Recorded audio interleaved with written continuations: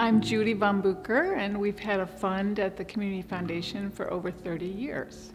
Years ago, I was involved with the Mosaic project in Rochester that matched up white community members with Latina or African American or other races.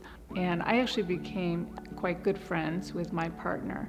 But I'll never forget at the beginning, we both had children the same age in college. And she said to me one day, "How many times has your son been stopped by the campus police and thrown up against the car and frisked?" And I was shocked, and I said, "Well, never." And she said, "It's happened to my son 5 times this year." Racial equity and social justice became a focal point for me, I guess at the time when it did for many other people during the Black Lives Matter movement and George Floyd. And I think it was a wake-up call, and it led to a lot of soul searching.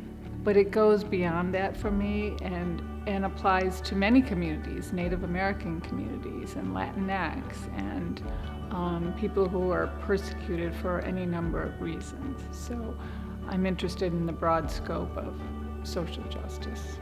And it just was a call to action for me to do something. And the first thing I thought of was a fund at the Community Foundation.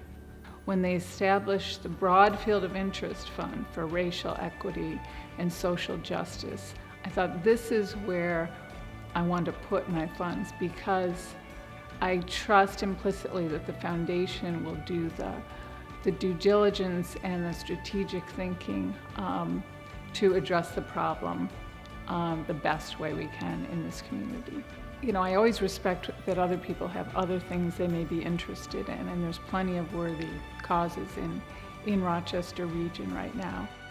I feel so strongly about this that when I'm speaking to people, I'm talking about our challenge grant. My husband and I will match up to $50,000 for this broad field of interest, racial equity and social justice.